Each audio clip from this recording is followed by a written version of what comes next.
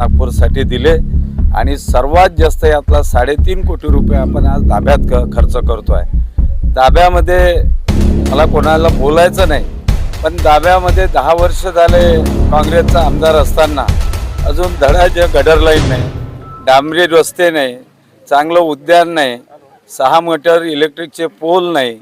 माजी आमदार सुधाकर कोडे यांनी सुद्धा काल उद्घाटन केले होते आणि त्या ठिकाणी म्हणाले की 10 वर्ष झाले विकास भाऊ आमदार आहे, त्यांचे ज्या पद्धतीने कामं व्हायला पाहिजे ते कामं होत नाहीये असं देखील त्यांनी आरोप केलेला आहे। पण त्याच्याजवळ काही अधिकारच नाही ना, त्याचा काय संबंध? तो पराभूत उमेदवार आहे। शासनाचा निधी हा कोणत्या पक्षाचा राहत नाही। निधी माझ्या मतदारसंघात आलेला कुठलाही निधी असेल, NIT असेल, महानगरपालिका असेल, PWD असेल, नगर विकास, त्याचं पूजन करण्याचा अधिकारच माझा आहे। मी आणलेल्या निधीवर उगाच काहीतरी लोकांची दिशाभूल करण्याचा त्याचा प्रयत्न आहे। जे वर्क ऑर्डरच झाले नाही त्या कामाचं भूमिपूजन त्यांनी घेतलं। आणि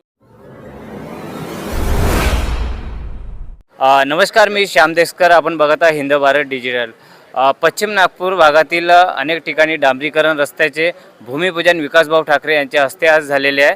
आपल्यासोबत थेट या ठिकाणी विकासभाऊ आहे। साहेब, प्रभाग 12 मध्ये मोठ्या प्रमाणात भूमिपूजन आपल्या हस्ते झाले, काय सांगणार? हो, दाभा परिसरामध्ये मागच्या 5 वर्षातसुद्धा मोठ्या प्रमाणात कामं झाले होते आणि उर्वरित कामं करण्यासाठी यावेळेससुद्धा आम्ही सगळे प्राप्त निवेदनानुसार इस्टिमेट बनवले आहे।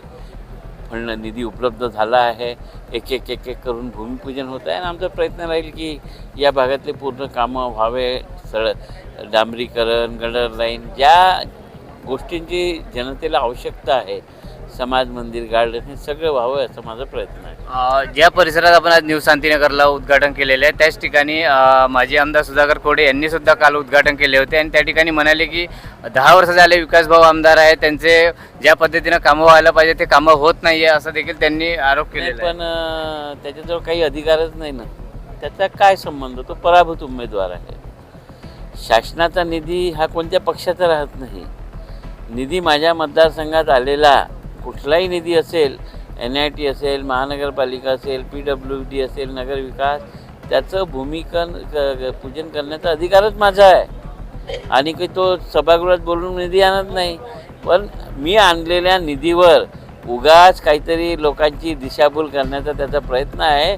जे वर्क ऑर्डरच झाले नाही त्या कामाचं भूमिपूजन त्यांनी घेतलं आणि मी मनपा आयुक्तांना पत्र देऊन ठेवलं आहे की हे मी त्या भागाचा आमदार आहे आणि आमच्या उपस्थितीत भूमिपूजन झाल्याशी कुठली कामाची सुरुवात होतच नाही। आता त्याचा पोरखेळ आहे, त्याला काहीतरी करावं, पण तुम्ही माझी आमदार आहे, त्यालाही शिस्त माहीत आहे, तर त्यांनी आपल्या चाकोटीत राहून काम करावं। त्यांनी हे पहिले समजून घ्यावं की हे शासन हे महाराष्ट्राचं शासन आहे, तिथून येणारा निधी हा महाराष्ट्र शासनाचा आहे, याच्या घरचा नाही आहे किंवा कोणत्या पक्षाचा नाही आहे। आम्ही मागणी केली मुख्यमंत्री साहेबांकडे, त्यांनी आमचे प्रस्ताव मंजूर केले आणि त्या भूमिपूजनामध्ये माझा अधिकार आहेच। जर काँग्रेसची सरकार असेल आणि दुसऱ्या भाजपाच्या आमदाराच्या मतदारसंघात कार्यक्रम असेल तर तिथलं भूमिपूजन तोच आमदार करेल। हे नाही तर जो अधिकारी राहील IAS त्याच्यावर हक्कभंग होईल आणि त्या हक्कभंगाच्या तयारीत आम्ही राहू, एवढी सूचना मी त्यांना या कामाचे उद्घाटन आमचेच नगरसेवक करतील असे देखील उल्लेख केलेले होते। नाही, पण ते आता ते बडबड करायला, निवडणुकीच्या तोंडावर लोकांची दिशाभूल करायला काही करू शकतात, पण त्या भागातील जनतेला माहीत आहे की मागच्या 5 वर्षात किती कामं झाले, या 5 वर्षाआधी काय दशा होती। हे आता काय इकडे कधी ग्रामीणमध्ये घुमतात, कधी दक्षिणमध्ये पार्टी त्यांना राऊंडवर ठेवते, 5 वर्ष इकडे जा, 5 वर्ष तिकडे जा, कुठेतरी उपद्रव करून अजून पुन्हा कुठेतरी चालला जाईल असं वाटतं। म्हणजे ह्या दिशाभूल करणारा उद्घाटन पण जनतेचा दिशाभूल मला वाटते दुसरे काही कामं उरले नाही आहे त्याला, म्हणून जनतेची दिशाभूल। पण जनतेला माहीत आहे की जेव्हा इथे महानगरपालिका नागपूर सुधार करण्याचं शासनाच्या प्रतिनिधी उद्घाटन करतो तेव्हाच काम हा पडलेला आहे, हे त्यांनी लक्षात घ्यावं। तर नक्कीच हे होते आपल्यासोबत पश्चिम नागपूरचे आमदार विकास ठाकरे। हिंद भारत डिजिटल करिता मी श्याम देशकर, नागपूर।